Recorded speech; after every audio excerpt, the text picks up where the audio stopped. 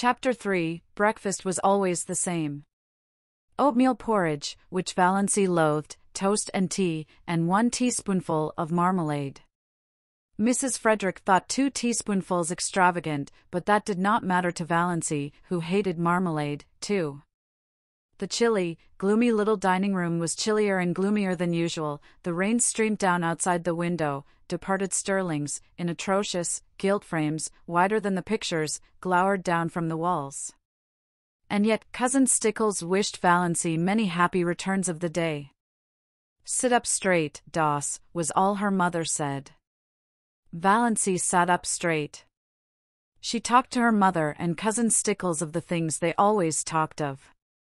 She never wondered what would happen if she tried to talk of something else. She knew. Therefore she never did it. Mrs. Frederick was offended with Providence for sending a rainy day when she wanted to go to a picnic, so she ate her breakfast in a sulky silence for which Valancy was rather grateful.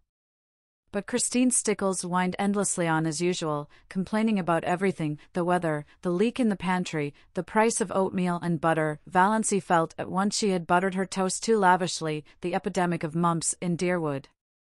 "Doss will be sure to catch them," she foreboded. "Doss must not go where she is likely to catch mumps," said Mrs. Frederick shortly.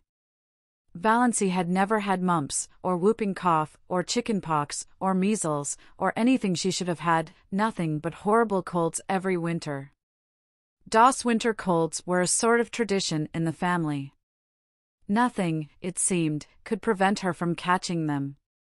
Mrs. Frederick and Cousin Stickles did their heroic best. One winter they kept Valancy housed up from November to May, in the warm sitting room. She was not even allowed to go to church. And Valancy took cold after cold and ended up with bronchitis in June. "None of my family were ever like that," said Mrs. Frederick, implying that it must be a Sterling tendency. "The Sterlings seldom take colds," said Cousin Stickles resentfully. She had been a Sterling. "I think," said Mrs. Frederick, "that if a person makes up her mind not to have colds she will not have colds." So that was the trouble. It was all Valancy's own fault. But on this particular morning Valancy's unbearable grievance was that she was called Doss. She had endured it for 29 years, and all at once she felt she could not endure it any longer. Her full name was Valancy Jane.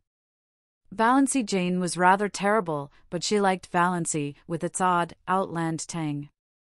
It was always a wonder to Valancy that the Sterlings had allowed her to be so christened. She had been told that her maternal grandfather, old Amos Wansbara, had chosen the name for her. Her father had tacked on the Jane by way of civilizing it, and the whole connection got out of the difficulty by nicknaming her Doss. She never got Valancy from anyone but outsiders. "Mother," she said timidly, "would you mind calling me Valancy after this? Doss seems so, I don't like it." Mrs. Frederick looked at her daughter in astonishment. She wore glasses with enormously strong lenses that gave her eyes a peculiarly disagreeable appearance. "What is the matter with Doss?" "It seems so childish," faltered Valancy. "Oh." Mrs. Frederick had been a Wansbara, and the Wansbara smile was not an asset. "I see. Well, it should suit you then.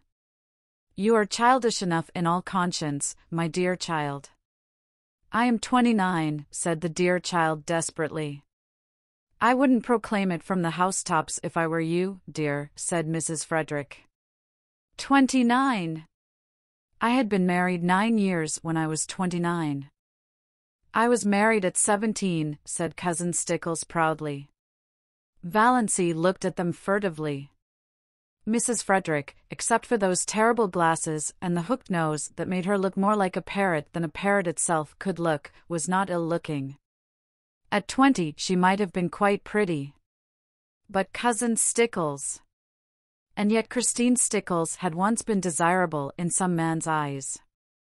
Valancy felt that Cousin Stickles, with her broad, flat, wrinkled face, a mole right on the end of her dumpy nose, bristling hairs on her chin, wrinkled yellow neck, pale, protruding eyes, and thin, puckered mouth, had yet this advantage over her, this right to look down on her. And even yet Cousin Stickles was necessary to Mrs. Frederick. Valancy wondered pitifully what it would be like to be wanted by someone, needed by someone.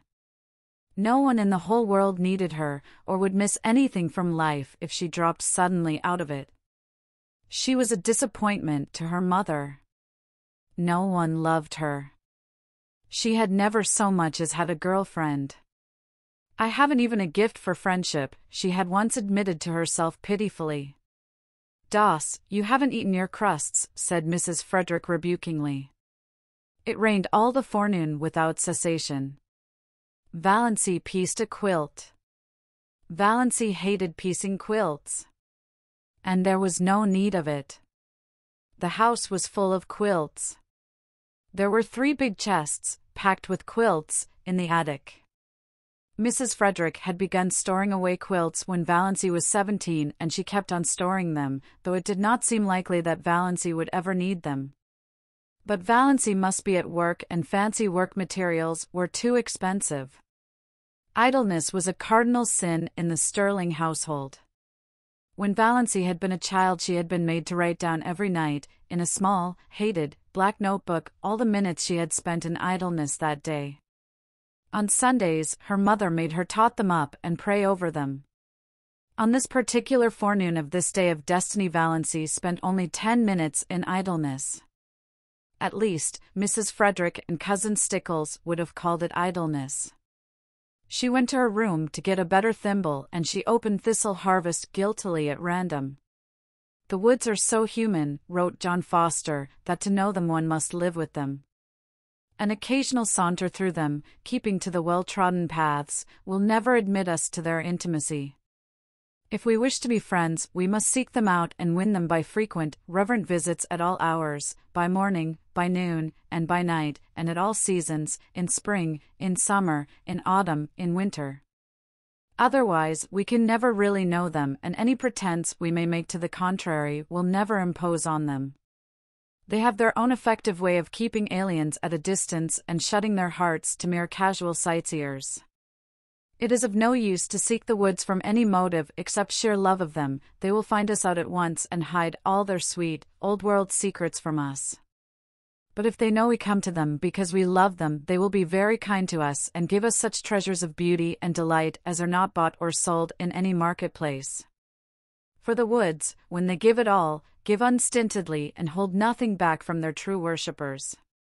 We must go to them lovingly, humbly, patiently, watchfully, and we shall learn what poignant loveliness lurks in the wild places and silent intervals, lying under starshine and sunset, what cadences of unearthly music are harped on aged pine boughs or crooned in copses of fir, what delicate savors exhale from mosses and ferns in sunny corners or on damp brooklands, what dreams and myths and legends of an older time haunt them. Then the immortal heart of the woods will beat against ours, and its subtle life will steal into our veins and make us its own forever, so that no matter where we go or how widely we wander, we shall yet be drawn back to the forest to find our most enduring kinship." "Doss," called her mother from the hall below, "what are you doing all by yourself in that room?" Valancy dropped Thistle Harvest like a hot coal and fled downstairs to her patches, but she felt the strange exhilaration of spirit that always came momentarily to her when she dipped into one of John Foster's books. Valancy did not know much about woods, except the haunted groves of oak and pine around her blue castle. But she had always secretly hankered after them, and a Foster book about woods was the next best thing to the woods themselves. At noon it stopped raining, but the sun did not come out until 3. Then Valancy timidly said she thought she would go uptown. "What do you want to go uptown for?" demanded her mother. "I want to get a book from the library." "You got a book from the library only last week." "No, it was 4 weeks. 4 weeks. Nonsense." "Really it was, Mother." "You are mistaken. It cannot possibly have been more than 2 weeks. I dislike contradiction. And I do not see what you want to get a book for, anyhow." You waste too much time reading. Of what value is my time? Asked Valancy bitterly. Doss. Don't speak in that tone to me. We need some tea, said Cousin Stickles. She might go and get that if she wants a walk, though this damp weather is bad for colds. They argued the matter for 10 minutes longer, and finally Mrs. Frederick agreed rather grudgingly that Valancy might go.